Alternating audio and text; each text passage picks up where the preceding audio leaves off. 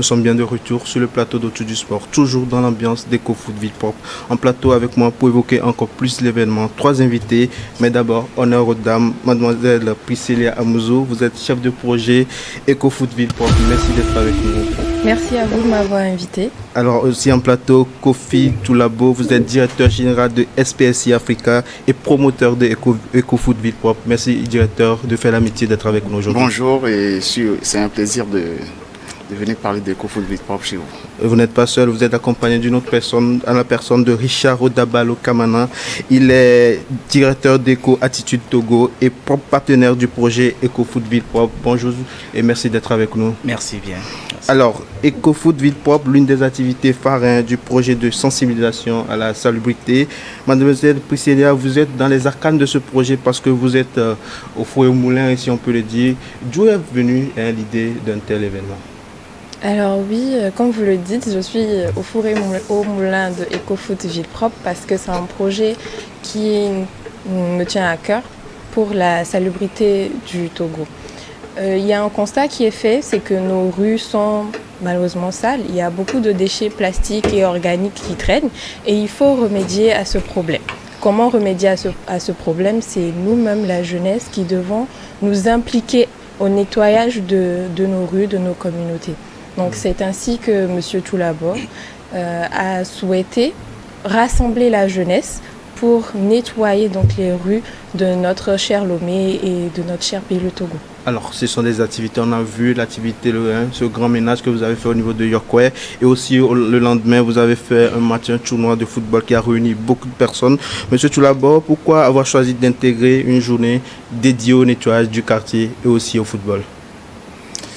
Pour contribuer à la réponse que vient de donner ma chef de projet, Mademoiselle Amouzou, EcoFoot Ville Propre, c'est un projet réfléchi il y a à peu près 10 ans pour lutter contre la salubrité au Togo. Et ce projet est resté dans les cartons parce que j'avais une vie antérieure d'aide au développement au Togo avec des partenaires français qui a même valu ma décoration par le chef de l'État. Et on avait réfléchi à l'époque parce que l'ONG avait ses bureaux à Tapamé et on avait réfléchi sur le sujet.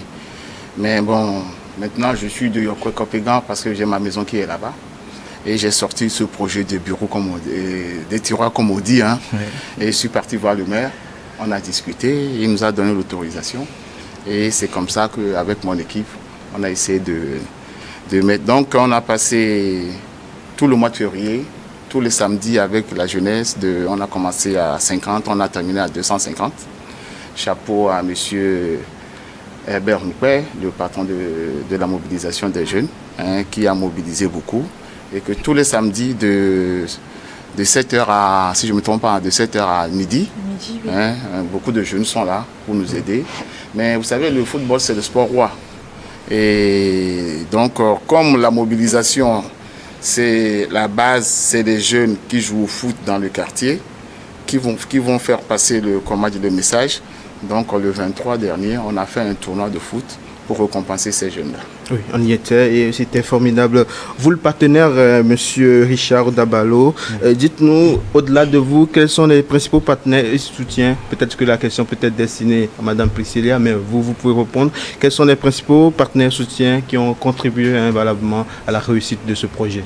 Alors, merci pour la question. Le partenaire que nous avons, c'est la SPCI, la Société du Boss, et qui a pris tout en charge et vraiment dont je tire chapeau parce que s'intéresser à ces activités écologiques qui réunissent la jeunesse également, je pense qu'il n'y a pas mieux. Et donc, nous sommes là, et les autres partenaires qui désirent s'associer, nous sommes là pour pouvoir les recevoir, pour pouvoir continuer le travail. Alors, dites-moi, Madame Amouzou, comment les habitants ont-ils été mobilisés pour cette initiative? Concernant la mobilisation sur le terrain, nous avons un jeune qui arrive vraiment à rassembler les jeunes de Yokwe-Kopégan. C'est à la personne de M. Rupert Hébert, qui est allé voir déjà les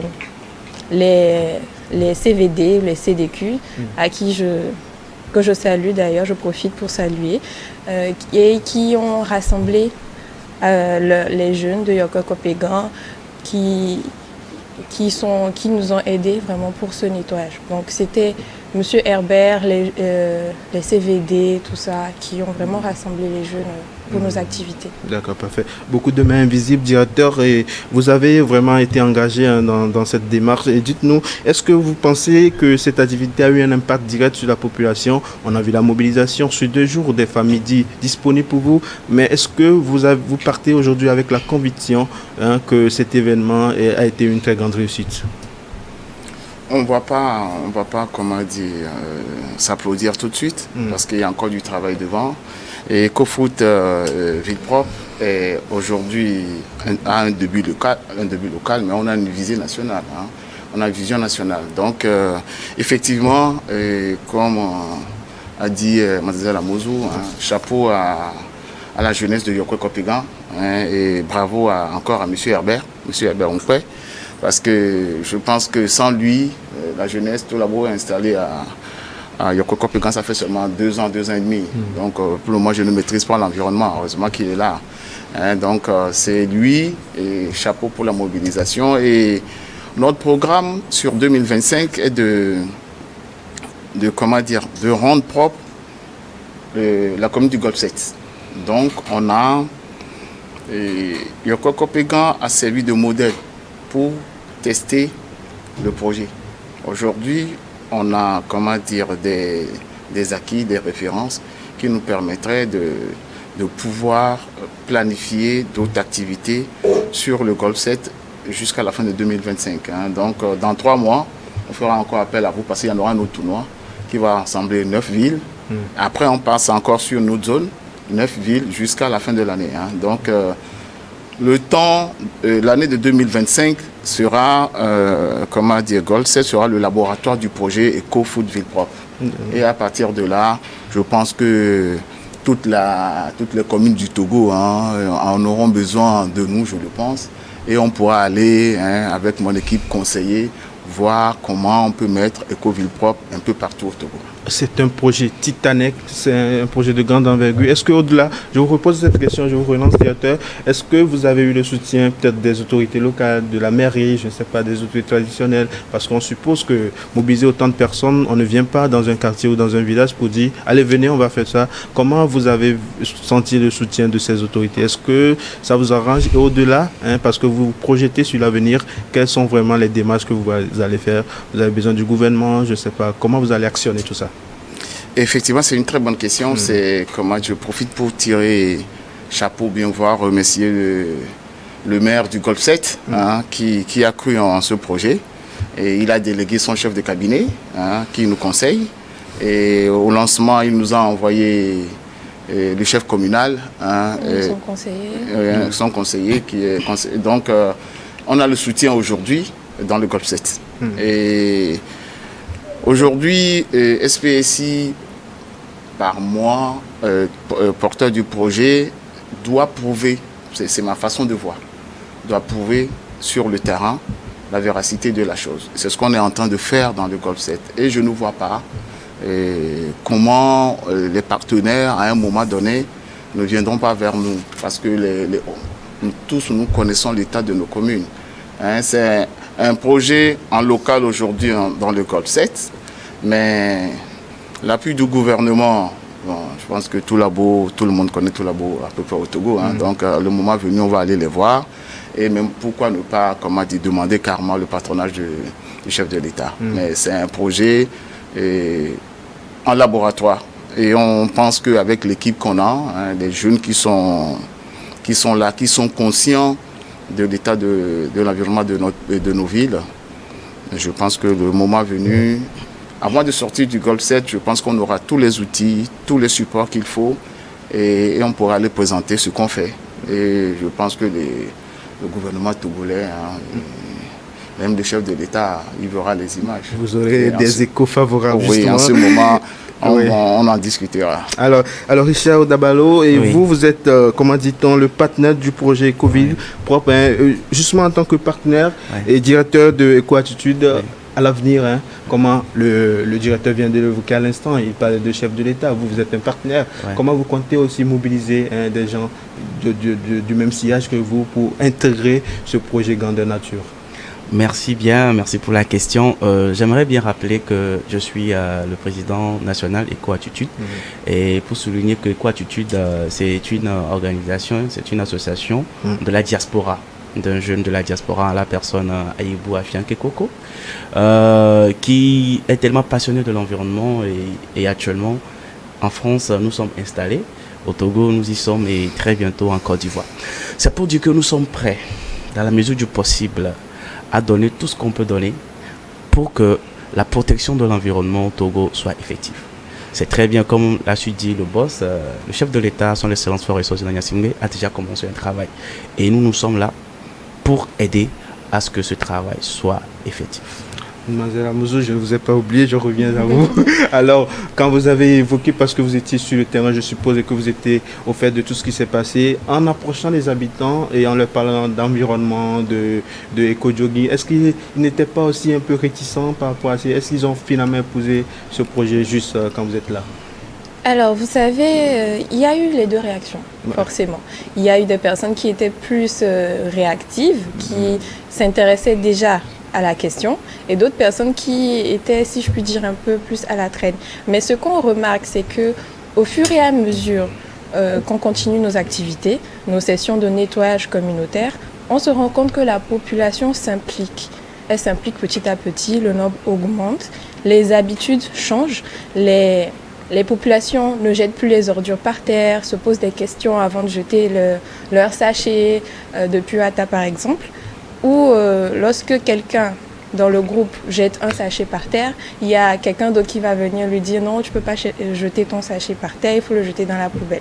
Donc la population, comme j'ai dit au début, il y a eu les deux réactions, mais on voit qu'au fur et à mesure qu'on travaille, il y a de l'amélioration, il y a de la prise de conscience, il y a de l'évolution.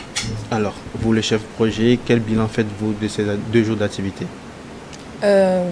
Déjà, nous avons fait 3 samedis de nettoyage, 3 samedis les 8, 15 et 22 février, avant de faire le tournoi le 23 février. Et personnellement, je fais un bilan positif. Le bilan est totalement positif. Quand on voit qu'on passe de 50 personnes à 250 personnes qui sont impliquées, on voit qu'il y a vraiment un résultat positif de toutes nos actions. Donc, le bilan est positif. Positif, justement. Directeur, au-delà de ces activités environnementales, est-ce que du côté de votre entreprise, vous souhaitez étendre des horizons vers d'autres choses ou bien vous êtes focalisé sur ce tournoi, sur cet événement qui fera peut-être de vous la marque, l'autre marque de vos projets? SPSI, c'est une structure, c'est un cabinet de conseil. C'est mon métier à Paris. Donc SPSI aujourd'hui, ça fait 10 ans que SPSI est là. Et SPSI supporte beaucoup les activités des jeunes qui essaient de faire quelque chose. SPSI n'est pas... SPSI fait des contrats au Togo, mais il n'y en a pas beaucoup. Parce que SPSI gère beaucoup et mes commissions que je gagne en France. Et c'est ça qui fait le fonds de commerce de SPSI au Togo. Mais ça me permet de pouvoir assurer mes activités de philanthropie au Togo. Donc on connaît tout Labo partout par rapport à ces activités philanthropiques, mais maintenant ça fait pratiquement 1 an que je suis installé. Je suis plus à Lomé qu'à Paris. Donc Madame Priscilla, elle est simplement chef de projet Eco-Foot Ville Propre, mais elle est aussi PMO, Project Manager au sein de SPSI. Donc on est en train de prospecter pour pouvoir faire connaître SPSI. Et je pense qu'avec des activités de ce niveau, SPSI aura aussi une autorité, voire la même autorité que M. Toulabo au Togo. Monsieur le partenaire, on t'enjoint maintenant de nous trouver des partenaires. SPSI soit vraiment visible un peu partout dans le monde. Exactement. Alors oui, Madame Priscilla, je reviens à vous justement parce que ce projet, on suppose, c'est très important pour vous aussi parce que voilà, c'est votre première expérience aussi en termes de tournoi de grande envergure maintenant. Quelles sont vos perspectives pour l'avenir? Eh bien, mes perspectives, déjà, comme M. Toulabo l'a dit, pour 2025, nous voulons vraiment agir dans le Golfe 7. Donc, c'est notre programme pour 2025. Et après, sortir du Golfe 7, aller dans d'autres communes, aller vers d'autres populations pour les sensibiliser à cette importance de maintenir l'environnement propre. Et après, pourquoi pas quitter Lomé, aller vers d'autres villes du Togo et prendre tout le Togo, parce que la question de salubrité nous concerne tous sur toute l'étendue du territoire. Et je suis sûre que ça intéressera plusieurs partenaires, plusieurs entreprises ou associations du domaine de l'écologie ou du football qui voudraient bien se joindre à nous. Voilà. Directeur, j'enfonce peut-être une porte déjà ouverte, mais plus qu'un simple événement, ce tournoi a été vraiment le moment où la communauté s'est réunie, tout le monde en a vu, des personnes âgées, des enfants, tous vont debout devant une cause commune. Est-ce que aujourd'hui vous avez la satisfaction ou bien vous avez l'impression d'avoir réussi votre pari? Réussir notre pari, c'est un gros mot. C'est un gros mot si on peut. Mais pour une première édition. Oui, pour une première édition, oui. Pour une première édition, oui. Il faut féliciter la jeunesse de Yokwe Kopégan. Ils se sont vraiment mobilisés. Ils ont compris le message de leur leader, de 50 passer à 250. Franchement, pour la première édition, la satisfaction est là, mais on doit voir plus grand. On doit voir plus grand. Déjà, on va encore continuer à travailler pour 2025 dans le Golf 7. Et à partir de là, on verra. Mais sinon, pour la première édition, je pense qu'on est sur le bon chemin. Oh, bien Exactement. Madame Amouzou, nous sommes en mois de février, le mois de mars est bientôt. Est-ce que vous avez prévu quelque chose pour le mois à venir? Bien sûr que nous avons prévu quelque chose pour le mois à venir. Pour l'instant, nous sommes en train de faire un bilan de toutes nos activités, des points positifs, des points moins positifs, de ce qui s'est bien passé, ce qui s'est moins bien passé et comment est-ce qu'on peut s'étendre aux autres quartiers, aux autres villages du Golfe 7.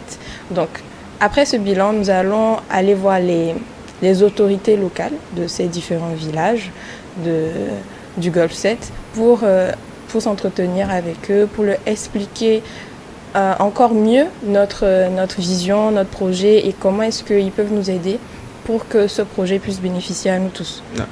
Et ensuite, après le mois de mars, nous allons entamer les sessions de nettoyage dans 9 villages du Golfe 7. Et à la fin de ces sessions de nettoyage, encore un tournoi pour féliciter la jeunesse de ces villages. D'accord, super. Alors, on est arrivé pratiquement à la fin de cette émission. Votre mot de fin peut-être pour clore votre propos.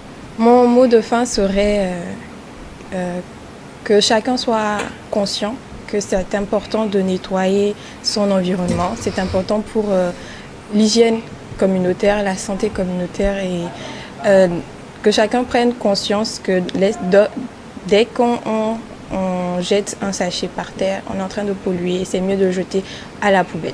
Voilà. Monsieur Richard Odabalo, vous, notre partenaire attitré, alors quel est le message vous avez à l'endroit de ceux qui n'ont pas encore intégré le projet ou éventuellement aux partenaires? Voilà, c'est dans un premier temps, c'est la prise de conscience, que les gens comprennent que l'urgence écologique, c'est une cause commune et nous devons de pouvoir nous donner pour que ça puisse marcher. Et comme vous le savez bien, le nombre d'années que sachet plastique fait avant de se dégrader, ça prend beaucoup. Donc faisons l'effort de ranger tout ça. Et aux partenaires, en tout cas, nous sommes là. On vous attend. Monsieur Kofi Tulabo, merci d'être passé. Certainement, vous êtes porteur d'un message. C'est un plaisir. C'est un plaisir de passer chez vous. Ce n'est pas la première fois. Je vous remercie pour le travail comme dimanche dernier. Et de nous recevoir ici, vous nous donnez de la visibilité. New York TV, on sait ce que c'est. Merci vraiment à la direction. Et oui, que les jeunes nous rejoignent, qu'ils nous rejoignent. On est dans le Golfe 7 toute l'année, donc que les jeunes nous rejoignent pour qu'on puisse nettoyer correctement notre environnement. On ne va pas penser que l'État peut tout faire. L'État fera ce qu'il pourra. Mais le citoyen que nous sommes, on a un devoir de faire aussi. Donc le message est simple.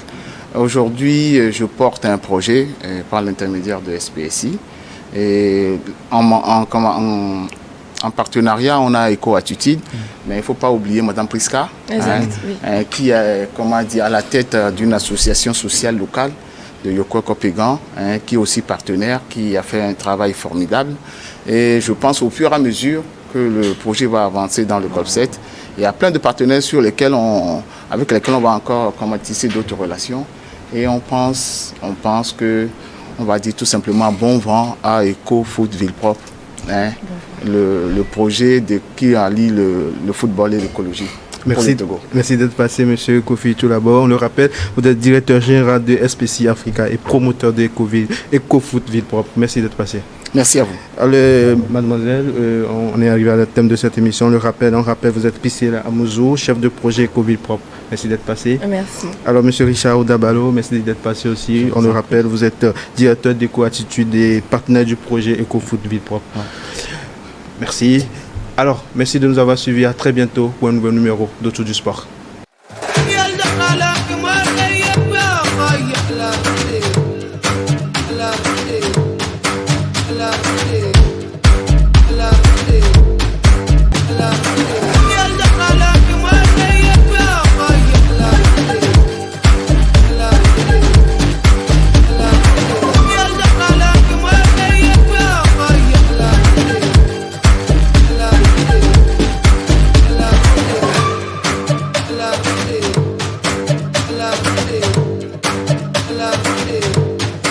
La